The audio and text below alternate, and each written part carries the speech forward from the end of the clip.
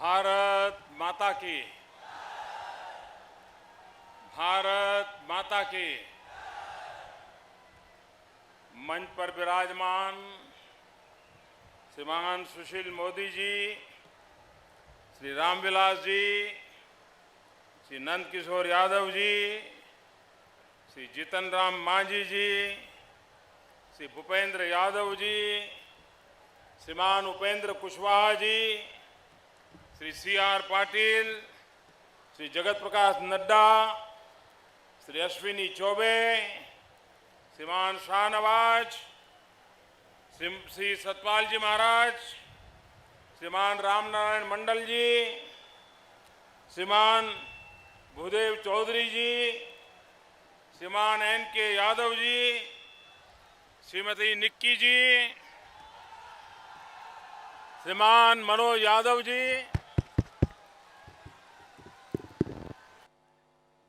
श्रीमती पुतुल देवी जी, श्रीमान शिवनारायण जी, श्रीमान नीरज मंडल जी, श्रीमान अरिजीत शाश्वत जी। हाँ, इधर सुनाई नहीं देता है। आपकी बात मुझे समझ आ गई।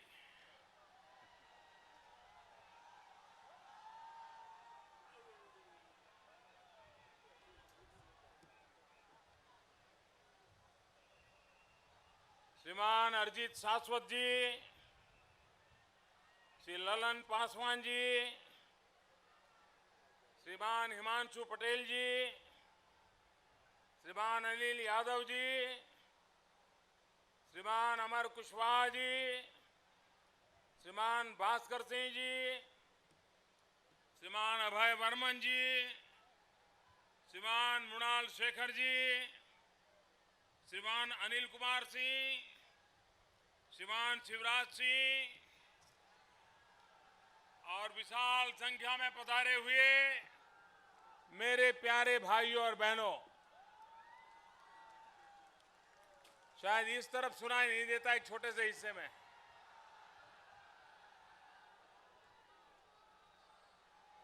बाकियों को सुनाई दे रहा है इधर। चलिए अब सुनाई दे रहा है लगता है। अच्छा, इधर को कुछ प्रॉब्लम है? कोई जरा इसकी चिंता करे भाई।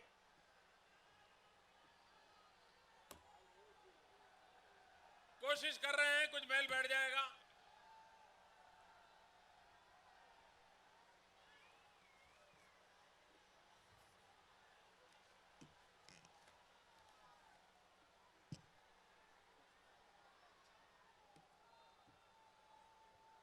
मुझे बताया गया कि बहुत वर्षों के बाद बांका में किसी प्रधानमंत्री का आना हुआ है। कितने साल के बाद हुआ?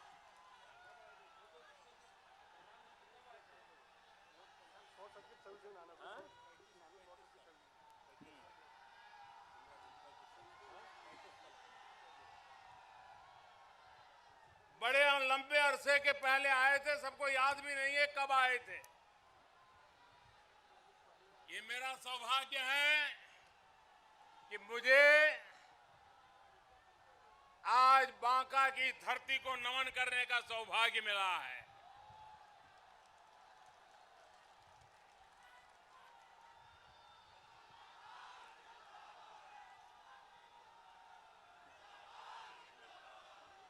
चुनाव घोषित होने के बाद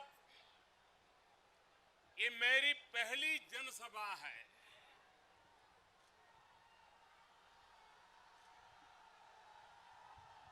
अब इसको मैं जनसभा तो कह ही नहीं सकता हूं, रैली भी नहीं कह सकता हूं। मुझे तो रेला ही रेला नजर आ रहा है।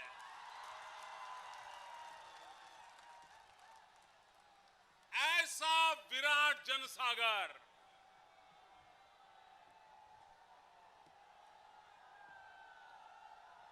अगर एक रैली रैली कोई कर देता, इतनी बड़ी एक रैली,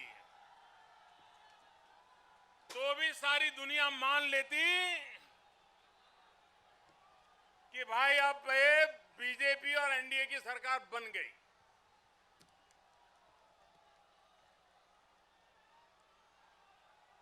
ऐसा माहौल ये इस बात का परिचय दे रहा है, इस बार बिहार 2 दिवाली मनाएगा, 2 दिवाली मनाएगा। एक तो जिस दिन नतीजे आएंगे और फिर कुछ दिन बाद जो दिवाली आएगी वो दिवाली, 2 दिवाली का माहौल मुझे दिखाई दे रहा है।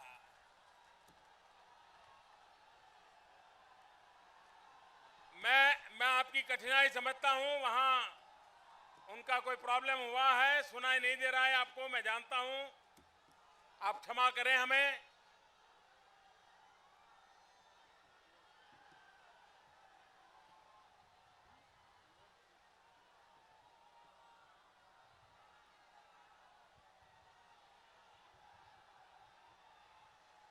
आप मुझे क्षमा करें। इस एक छोटे से इलाके में वे कोशिश कर रहे हैं, तब तक तो गाड़ी चल जाएगी। भाइयों बहनों, मेरे लिए ये चुनाव आज 2 अक्टूबर को मुझे यहां आने का अवसर मिला है और महात्मा गांधी की जन्म जयंती, लाल बहादुर शास्त्री की जन्म जयंती,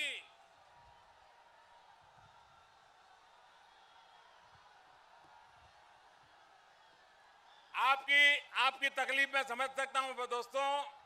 आप घंटों से धूप में खड़े हैं और उधर माइक चल नहीं रहा है।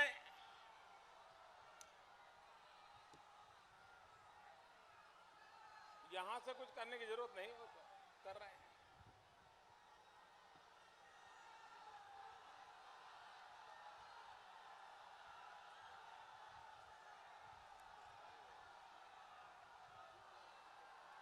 भारत माता के, भारत माता के, भारत माता के। वाह, शाबाश।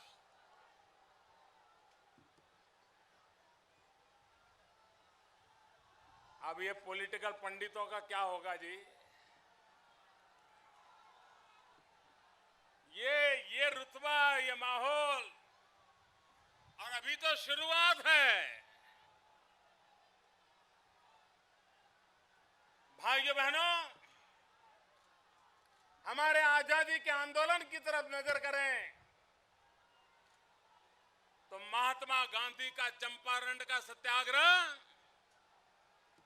हमारे देश के आजादी के आंदोलन में एक स्वर्णिम पृष्ठ है। ये बिहार की धरती, इसकी एक विशेषता रही है। इस देश में कोई ऐसा आंदोलन ऐसा नहीं होगा जिसका प्रारंभ बिहार की धरती से न हुआ हो। ये बिहार की ताकत है।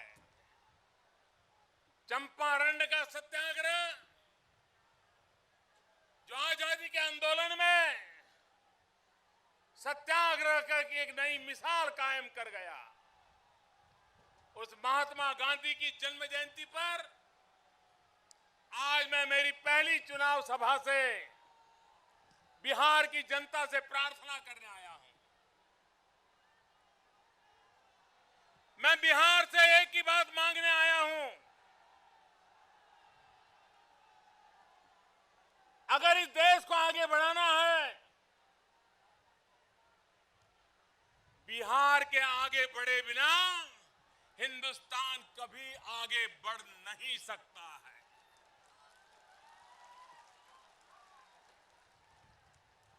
और भारत को आगे बढ़ाने के लिए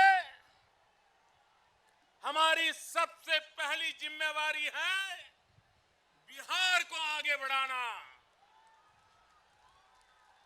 बिहार में विकास हो, बिहार में नौजवान को रोजगार मिले, बिहार में किसान के कल्याण के लिए प्रगतिशील नीतियां बनाई जाएं, बिहार की माताओं बहनों की शक्ति भारत का भाग्य बदलने के लिए काम आए। इन सपनों को लेकर के मैं आज बिहार की जनता के पास कुछ मांगने के लिए आया हूं।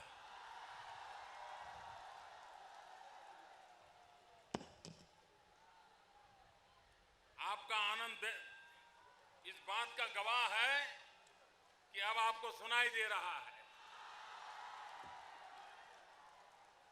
लेकिन मैं सबसे पहले इन नौजवानों को नमन करना चाहता हूं। कोई और सभा होती और 2 मिनट माइक बंद हो गया होता तो सभा का क्या हाल हुआ होता ये हम पूरी तरह जानते हैं। लेकिन आपने जो संयम बरता, आपने मुझे जो सहयोग दिया, मैं आपको वंदन करता हूं। मेरे नौजवान मित्रों, मैं आपको वंदन करता हूं। और इस चुनाव में ये जो संयम दिखाया है वही हमारे विजय की ताकत है दोस्तों, वही। और उसी ताकत को लेकर के आज हम आपके पास आए। मेरे बिहार के भाइयों बहनों, हमने बहुत कुछ देख लिया है, बहुत कुछ झेल लिया है। हर बार कोई न कोई नई कोशिश भी करके देख ली है। मेरे भाइयों बहनों, बिहार ने सामंतवाद भी देखा है, बिहार ने पूंजीवाद भी देखा है, बिहार ने अहंकारवाद भी देखा है, बिहार ने अलगाववाद भी झेला है, बिहार ने फांसीवाद भी झेला है और बिहार ने वंशवाद भी झेला है। भाइयों बहनों, सब कुछ प्रयोग आप कर चुके हो। एक बार मेरे भाइयों बहनों, आप विकासवाद को वोट कीजिए, विकासवाद को वोट कीजिए।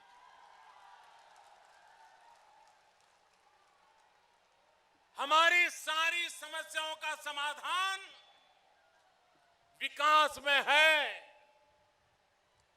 हमारी मुसीबतों से मुक्ति विकास में है। आज रोज ट्रेनें भर भर के हमारे नौजवानों को, बूढ़े माँ बाप को घर छोड़ करके हिंदुस्तान के अलग अलग कोने में जाना पड़ रहा है। ये परिस्थिति मुझे पलटनी है भाइयों, ये परिस्थिति पलटनी।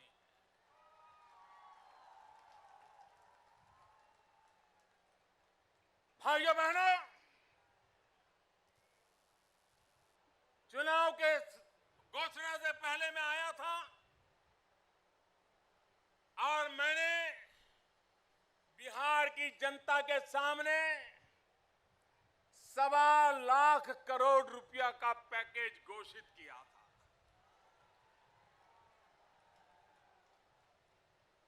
और पुराना 40,000 करोड़ दूसरा, कुल 1,65,000 करोड़ रुपया बिहार की शक्ल सूरत बदलने के लिए मुझे लगाने हैं।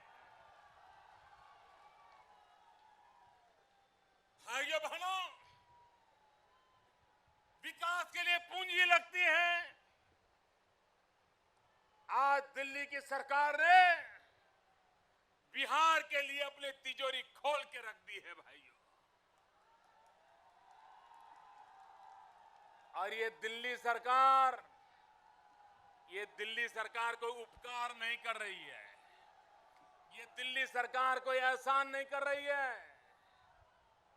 ये बिहार का हक है जो आज तक दिया नहीं जाता था, वो देने का सौभाग्य आपने मुझे दिया है, इसलिए संभव हुआ है भाइयों। ये आपका है, आप ही के हक का है। मैं तो सिर्फ आपने मुझे जो काम दिया है उसको एक सिपाही की तरह पूरा करने की कोशिश कर रहा हूं भाइयों बहनों। बिहार में विकास की पूरी संभावना है। मैं परसों अमेरिका से आया। अमेरिका में मुझे बिहार वासी मिलने आए थे, एक बड़ा डेलीगेशन आया था उनका। काफी देर मेरी उनसे बातें हुई, देर रात हो गई थी, लेकिन उनकी बातें सुनने में इतना मुझे रुचि हो गई, मैं देर रात तक उनको सुनता रहा। और मैं हैरान था कि बिहार से गए हुए मेरे भाई बहन क्या चमत्कार किया है उन्होंने, अपने जीवन को कहां से कहां पहुंचाया उन्होंने। लेकिन सबसे बड़ी बात यह थी, उनकी बातों में उन्होंने क्या पाया उसका आनंद या उसका अभिमान नहीं था। उनकी बातों में हमारा बिहार कब बदलेगा, इसी के उनके दिल के अंदर आवाज उठ रही थी। और मेरे से वो पूछ रहे थे, मोदी जी आप बिहार जाकर के हमारी बात पहुंचा दीजिए। भाइयों बहनों, अमेरिका में रहने वाले बिहार के मेरे भाई, वो बिहार को आगे देखना चाहते हैं, वो बिहार को बदला हुआ देखना चाहते हैं। वो बहुत आगे बढ़े हैं, लेकिन वो कहते हैं हमें खुशी तब तक नहीं होगी जब तक पूरा बिहार आगे नहीं बढ़ेगा। अगर बिहार के पास ऐसे नौजवान हैं जिनके दिल में बिहार के लिए ऐसी आग है, तो बिहार कभी पीछे नहीं रह सकता मेरे भाइयों बहनों। और इसलिए बिहार को विकास की नई ऊंचाइयों पर ले जाना है। कुछ लोग सवालिया निशान लगाते हैं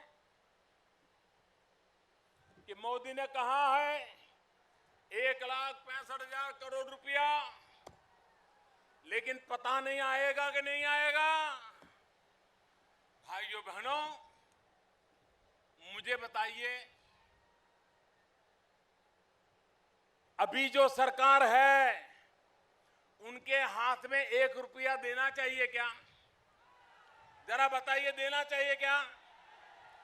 अगर दिया तो कुछ आपके पास पहुंचेगा क्या? और उनका तो अहंकार ऐसा है कि पता नहीं मैं भेजूं तो भी वापस कर दे शायद। जब यहां कोसी में जब बाढ़ आई तो मैं गुजरात में था, तो गुजरात में मेरे बहुत बिहार के भाई रहते हैं। गुजरात को आगे बढ़ाने में उनका बहुत बड़ा योगदान है।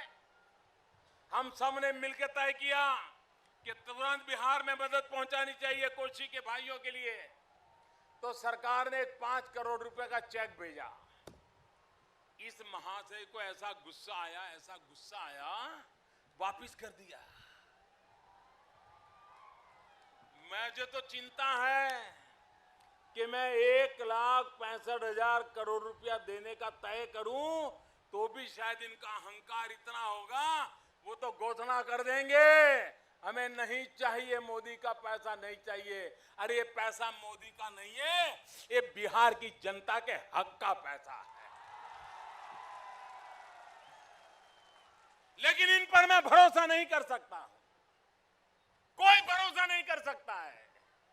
जितन राम जी, आप उन पर भरोसा कर सकते हैं? कर सकते हैं? बताओ आपके साथ क्या किया उन्होंने? जीतन राम जी के साथ जो किया, कोई इस पे भरोसा करेगा क्या? कोई करेगा क्या? अब बिहार की जनता कतई भरोसा नहीं कर सकती भाइयों, कतई भरोसा नहीं कर सकती है। और इसलिए मेरे भाइयों बहनों, हम देवन से कहते आए हैं, आजकल यहां जरा गरीबों के नाम पर चुनाव जीतने के लिए नए नए पैंतरे चल रहे हैं। पार्लियामेंट में जिस दिन मेरी पार्टी ने मुझे नेता चुना था, मेरा पहले दिन का भाषण है पार्लियामेंट का। उस दिन मैंने कहा था, ये मेरी सरकार गरीबों को समर्पित है और मेरी सरकार के एक एक कार्यक्रम देख लीजिए, हर सारे कार्यक्रम गरीब के लिए हैं। मुझे बताइए, मेरी सरकार का एक कार्यक्रम है, बेटी बचाओ बेटी पढ़ाओ, है ना? है कि नहीं है? मुझे बताइए, ये क्या अमीर की बेटी को पढ़ाने के लिए कार्यक्रम है क्या? अमीर की बेटी पढ़ती है कि नहीं पढ़ती है? जरा बताइए, अमीर की बेटी पढ़ती है कि नहीं पढ़ती है? अगर नहीं पढ़ने का मौका मिलता तो गरीब की बेटी को नहीं मिलता ना? तो गरीब की बेटी को पढ़ाई मिलनी चाहिए कि नहीं मिलनी चाहिए? गरीब की बेटी की शिक्षा होनी चाहिए कि नहीं होनी चाहिए? इतने साल तक सत्ता में बैठे, लेकिन उनको गरीब की बेटी को पढ़ाने का विचार नहीं आया। हमने बेटी बचाओ बेटी पढ़ाओ का काम उठाया कि नहीं उठाया? ये सरकार गरीब के लिए है भाइयों। आपको वादा किया गया था पिछले चुनाव में कि हम आपको बिजली देंगे, कहा था? पिछले वाली सरकार ने आपको कहा था बिजली देंगे। अभी जो मुख्यमंत्री है, उन्होंने कहा था कि अगर मैं बिजली न दे पाऊं तो 2015 में वोट लेने के लिए नहीं आऊंगा, कहा था? कहा था? उन्होंने बिजली दी, बिजली मिली, उनको वोट मांगने का हक है क्या? उन्होंने आपके साथ धोखा किया कि नहीं किया? धोखा किया कि नहीं किया? भाइयों बहनों, हमने कार्यक्रम उठाया है। मुझे बताइए, अमीर के घर में बिजली है कि नहीं है भाइयों? अमीर के घर में बिजली है कि नहीं है? गरीब के घर में बिजली है?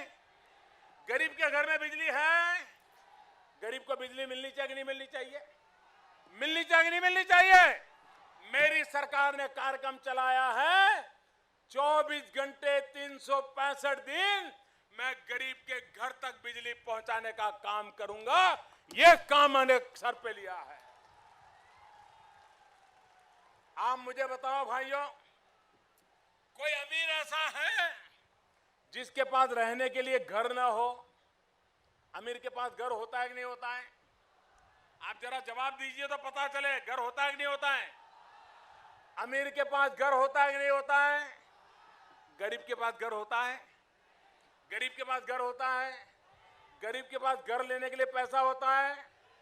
गरीब घर खरीद सकता है? तो गरीब को घर सरकार ने देना चाहिए कि नहीं देना चाहिए? मुझे बताइए, गरीब को घर मिलना चाहिए कि नहीं मिलना चाहिए? गरीब को रहने के लिए छत होना चाहिए कि नहीं होना चाहिए?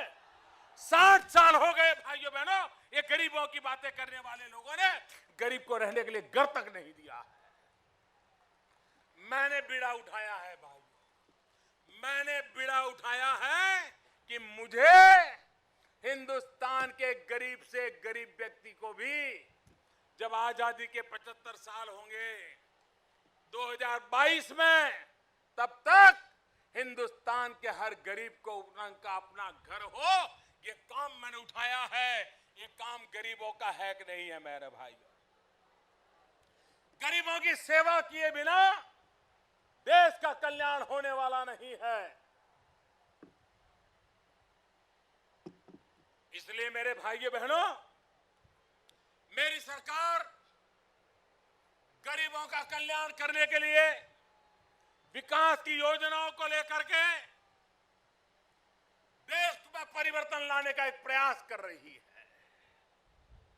राजनीति अपनी जगह पर है, चुनाव अपनी जगह पर है, लेकिन देश के गरीब वो हमारे सर आंखों पर है। उसकी सेवा करना ये हमारा धर्म है और उस धर्म को हम निभा रहे हैं और उसी के लिए हम काम कर रहे हैं। भाइयों बहनों, मैं हैरान हूं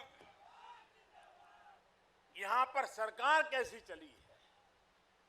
अभी अभी वर्ल्ड बैंक का एक रिपोर्ट आया, देखिए इन्होंने क्या हाल करके रखा है। वर्ल्ड बैंक का रिपोर्ट आया, मैं बिहार की तुलना हरियाणा से नहीं कर रहा हूं, मैं बिहार की तुलना राजस्थान से नहीं कर रहा हूं, मैं बिहार की तुलना मध्य प्रदेश, महाराष्ट्र, गोवा, कर्नाटक, तमिलनाडु उनसे नहीं कर रहा हूं। मैं सिंपल बात बताना चाहता हूं, मैं बिहार की तुलना आज झारखंड से करना चाहता हूं। ये झारखंड 15 साल पहले, 10 साल पहले ये बिहार का हिस्सा था कि नहीं था भाई? झारखंड और बिहार एक थे कि नहीं थे? जो मुसीबतें बिहार में हैं वो झारखंड में है कि नहीं? उसके बावजूद भी झारखंड में सरकार बदली तो झारखंड में कैसा परिवर्तन आया, और बिहार में ऐसी सरकार बैठी है तो बिहार का कितना हाल बुरा हुआ, इसका मैं आज आप सबूत देना चाहता हूं। अभी वर्ल्ड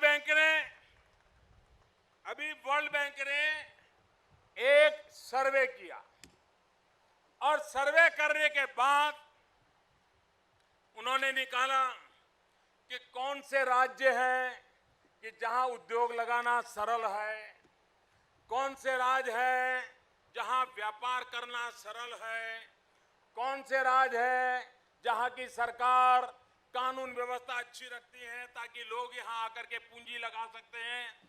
वर्ल्ड बैंक ने सर्वे किया। ऐसा सर्वे पहले भी हुआ था। जब पहले सर्वे हुआ था एक बार, तो उस समय झारखंड का नंबर 29वां था और बिहार का नंबर 27वां था।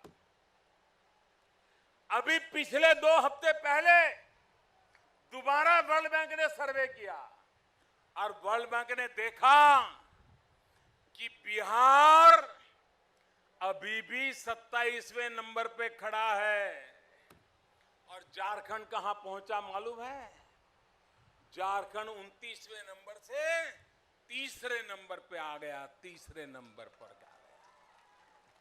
मुझे बताइए झारखंड में बदलाव आया कि नहीं आया भाइयों? झारखंड आगे बढ़ रहा है कि नहीं बढ़ रहा है? झारखंड भी गरीब था, झारखंड का हाल भी बिहार जैसा था, लेकिन झारखंड की जनता ने भारतीय जनता पार्टी एनडीए की सरकार बनाई। आज झारखंड विकास की ऊंचाइयों पर जा रहा है।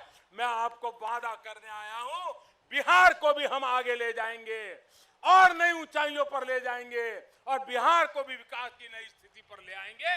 और इसलिए मैं इस चुनाव में विकास के मुद्दों पर आपसे वोट मांगने आया हूं, कानून और व्यवस्था के मुद्दों पर वोट मांगने आया हूं। मैं एक दूसरी बात बताऊं, हमारे बिहार में काला आजार की बीमारी है कि नहीं है? काला आजार की बीमारी में छोटे छोटे बालकों की मृत्यु होती है कि नहीं होती है? ये काला आजार की बीमारी बिहार में है, उतनी ही झारखंड में भी है, उतनी ही झारखंड में भी है। लेकिन बिहार की सरकार के रहते हुए एक ही समय में, अलग समय की बात मैं नहीं कर रहा हूं, एक ही समय में बिहार में काला आजार के कारण 300 लोग मर गए, जबकि झारखंड में सिर्फ 21 लोग मर गए। सरकार बदलती है, काम करने वाली सरकार आती है तो लोगों की जिंदगी कैसी बचती है, ये आपने काला आजार में झारखंड की सरकार ने जो करके दिखाया है, इससे आपके ध्यान में आता है। भाइयों बहनों, अभी हमने मुद्रा बैंक लाए, प्रधानमंत्री मुद्रा योजना लेकर के आए। किसके लिए लाए? अब तक बैंकों का पैसा किसके पास जाता था? आजादी के 60 साल हुए, बैंकों का पैसा धन्ना सेठों के पास जाता था। धंधा सेठ फोन करके बैंकों से हजारों करोड़ रुपया मांग सकते थे और बैंक वाले भी सामने जाकर के दे देते थे। गरीब के लिए तो कोई जगह नहीं थी। और गरीब को, बेचारे को, सब्जी बेचने वाले को पैसा चाहिए, साहूकार के पास जाता था, 25% 30% ब्याज देता था। धोबी को पैसा चाहिए, साहूकार के पास जाता था, 25% 30% ब्याज देता था। नाई को चाहिए पैसा, उसका भी हाल वही था। ऑटो रिक्शा वाले का, उसका हाल वही था। टैक्सी ड्राइवर, उसका हाल यही था। हर किसी को साहूकार लूटते थे। बैंक वाले उनको पैर नहीं रखने देते थे। हमने योजना बनाई, ये जो गरीब तबके के लोग हैं, जो मेहनत करके कमाते हैं, उनको पैसा बैंक से मिलना चाहिए। अब वो बेचारा बैंक में जाता था तो बैंक वाले कहते थे गारंटी लाओ। अब कोई गारंटी देता नहीं था, सब लोग डरते थे कि यार इसका पैसा डूब जाएगा तो मेरा तो घर चला जाएगा, मेरी जमीन चली जाएगी। गरीब को पैसा नहीं मिला। हमने नियम बना दिया, प्रधानमंत्री मुद्रा योजना के अंतर्गत अगर गरीब पैसे बैंक में लेने जाता है, बैंक उससे कोई गारंटी मांगेगी नहीं और उसको 50,000 रुपया तक का पैसा दे दिया जाएगा। भाई, आपके बिहार में ये योजना शुरू होने के बाद अब तक 3 लाख लोगों को पैसा मिल चुका है। मेरे भाइयों बहनों, 3 लाख लोगों ने इसका फायदा ले लिया है और योजना चल रही है। बैंक वाले ने पूछा तक नहीं है उनको। मुझे बताइए, वो गरीब की जिंदगी में भला होगा कि नहीं होगा? अब वो खुद का ऑटो रिक्शा लाएगा तो किराए से पैसा बचेगा कि नहीं बचेगा? एक के बाद हमने निर्णय ऐसे किए हैं ताकि मेरे देश का गरीब ताकतवर बने, गांव गरीब किसान ये ताकतवर बने। उनके लिए हम योजनाएं चला रहे हैं।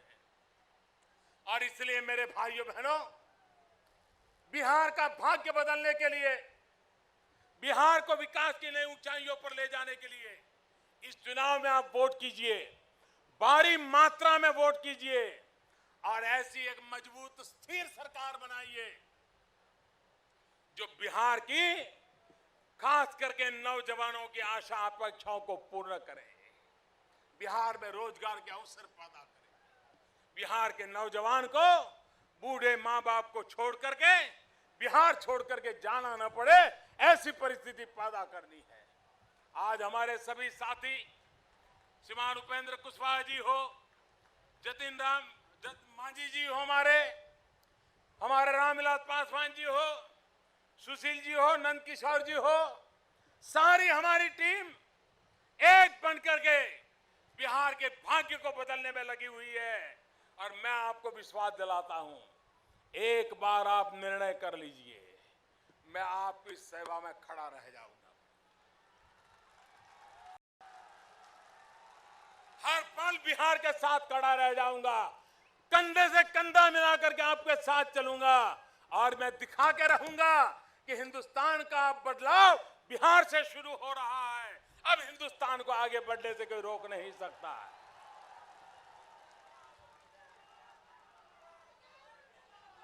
और इसलिए मेरे भाइयों बहनों, मैं आज अधिक समय न लेते हुए फिर एक बार इस विशाल आयोजन के लिए बांका के लोगों को लाख लाख अभिनंदन करता हूं।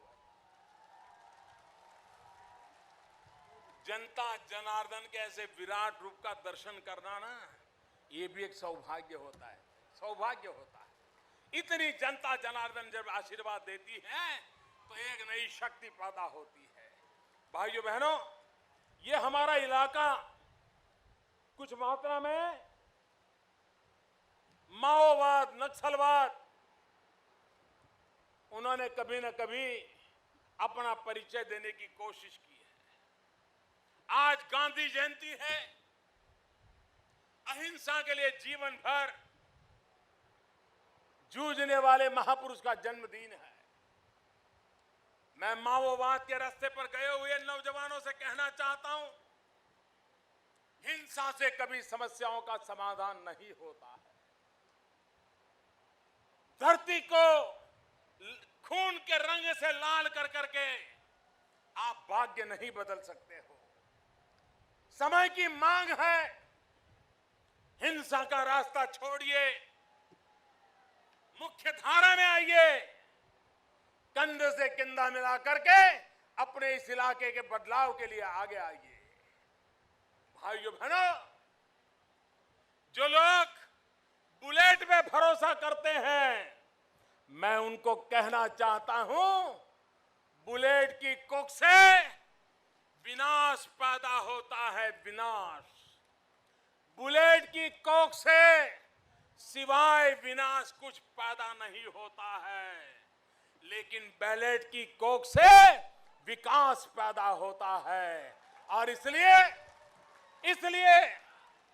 मैं ऐसे नौजवानों को कहना चाहता हूं, बुलेट का विश्वास छोड़ दीजिए, बैलेट पे भरोसा कीजिए।